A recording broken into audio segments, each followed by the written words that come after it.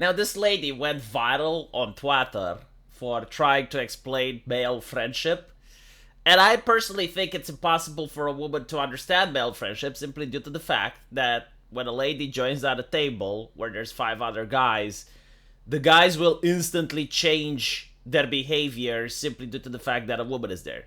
I have seen it happening so many times that like you're with the guys, you're having a beer, and then this lady comes along, and especially if she's pretty, all the guys will start with sarcasms. They will try to one up each other in order to impress the lady. So, from her perspective, she notices just that. Like, she doesn't notice what happened before. And due to this, I have seen on the internet so many cases where women think they know, and when they actually talk about what they know, it's completely far off. And this applies to dating as well. Like, there was this famous post on Reddit where a woman was upset that her brother isn't getting any dates. So she was making fun of him, and she was giving like all this bad advice that would probably work for other women, but it wouldn't work for him because he was a man. And eventually she was like, fine, give me your phone and I will get you dates. So she created this account in her brother's name, chose like whatever picture she believed make him look better, wrote whatever she thought that women like to read. And she was absolutely shocked that even after 1 week, she was barely getting any matches. And meanwhile, on her account, like she was constantly getting matches. It was like very difficult for her not to. And this is due to the fact that, well, they do not understand how it's like to be a man. And how could they, right? Like, things are very different, and you understand things from your own perspective. Another example was with a renowned feminist, which passed away recently. She actually had a documentary where she wanted to see how it's like to be a man. So she cosplayed, right? She wasn't transgender, but she cosplayed as a man and pretended to be a man and form relationships with other men, you know, going to bowling, being friendly with them, and also try to date women.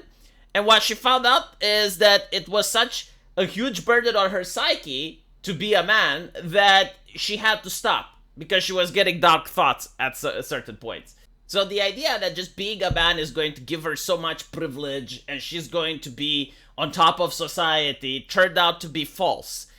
And another interesting thing is if you go on Reddit, especially on subreddits where you have trans men, a lot of them are disheartened with how society treats them. Because, like, they knew how they were treated before when they were women, and they know how they're treated now that they're men.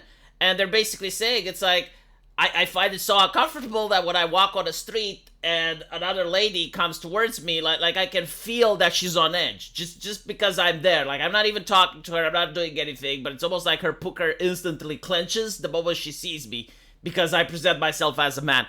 So yeah, like the relationships are very different, and if you're part of the opposite gender, you probably have no idea how it's like to be the other person because you only witness the things that happen around you. Of course, there is a loophole to this if you happen to have like a girlfriend and you talk to her, or you happen to have a family member like a sister or a cousin, and they tell you about how relationships with other women are like. And from what I've been told, it pretty much fits the description here, where this lady says that male friendship lasts because they are based on hedonism, are low risk and lack depth, and most of them rely on alcohol to get together and tend to avoid any confrontation to keep things kumbaya, but on the low, they actually hate each other and compete with each other. Like, this is the description of how I understand female friendship is like, right? Like none of this applies to guys. None of this. It's like we do not try to avoid confrontations. In fact, most of the time with our friends, we are being very competitive and sometimes confrontational, but like we shrug it off and we treat it as a joke.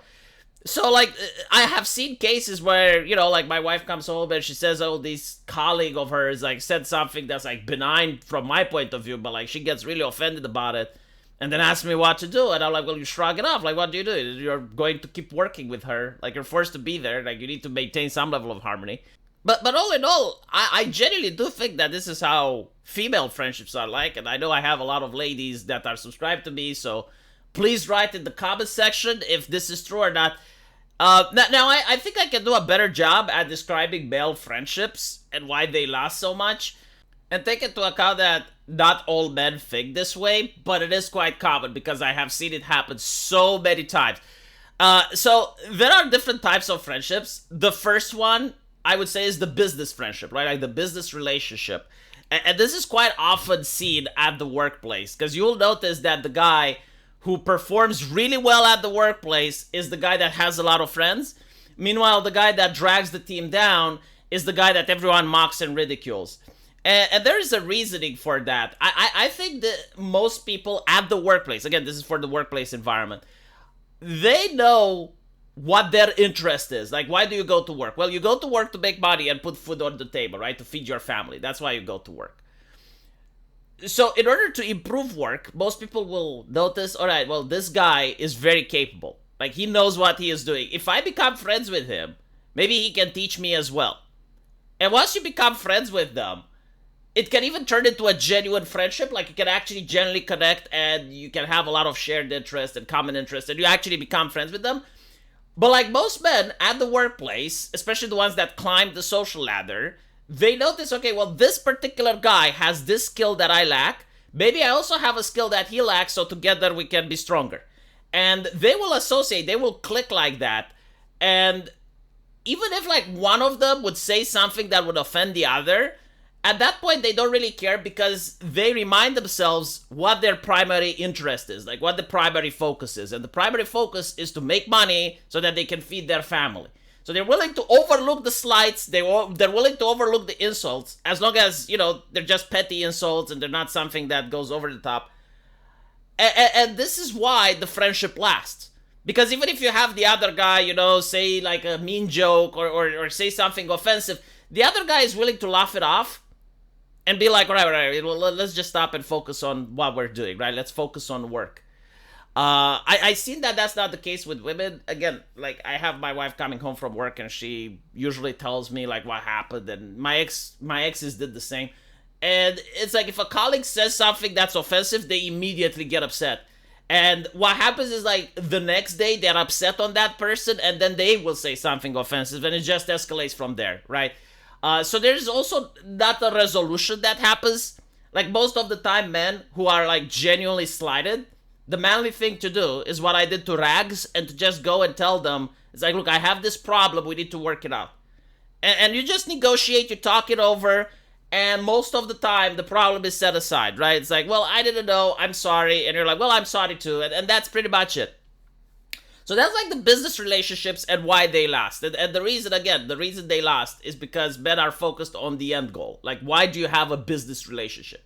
Well, you have a business relationship because you want to go there and put food on the table for your family.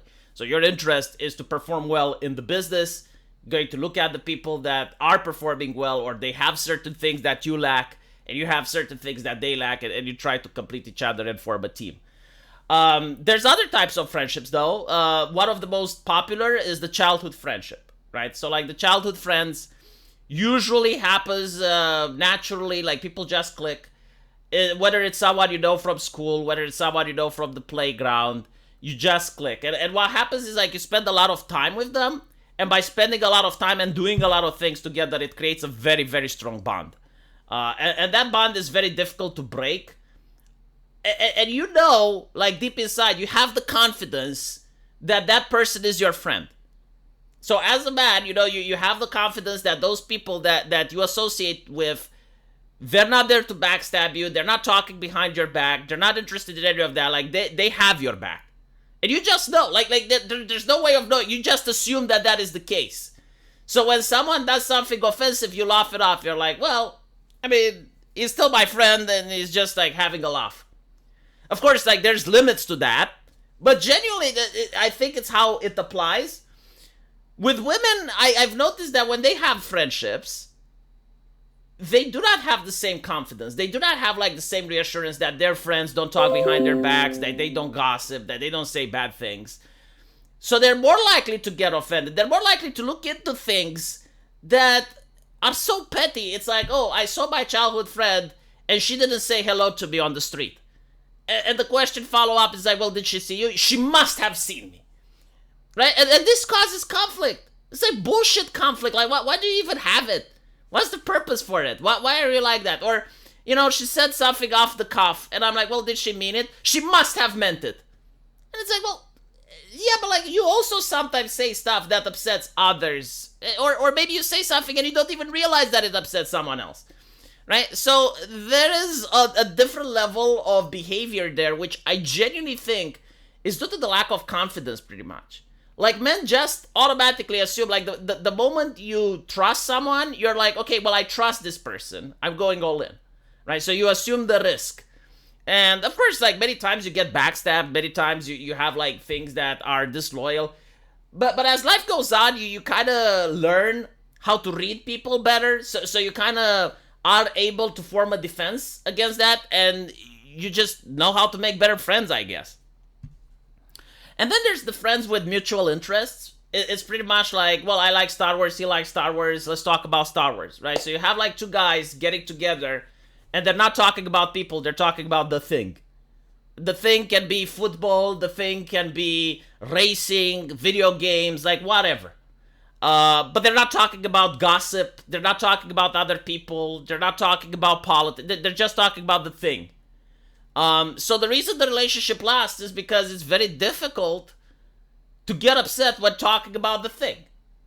And you can talk about the thing and disagree with the thing, or you can have a bad take on the thing, but it's not going to upset someone like calling his mother a whore. You know, it's like the level of upsetting that can come from disrespecting the thing is quite mild, to the point where it's not going to generate big conflicts.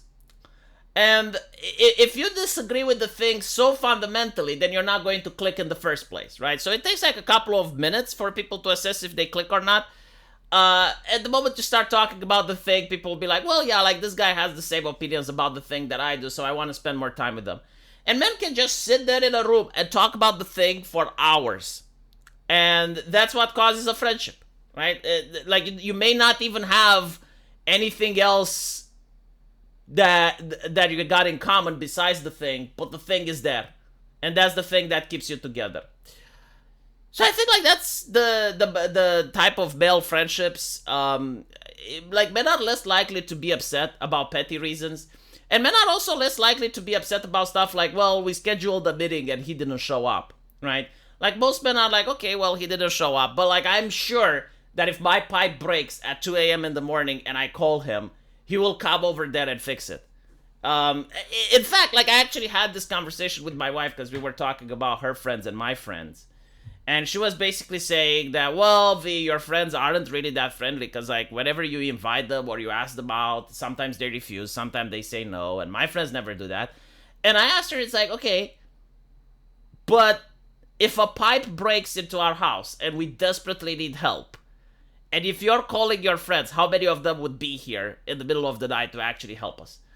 And the answer was none.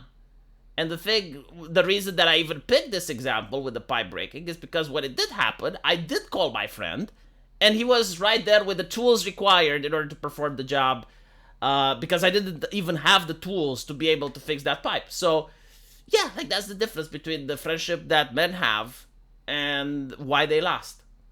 Let me know what you guys think, though. Sorry for rambling, but I thought it's an interesting topic, and I'll see you guys in the comment section. Take care.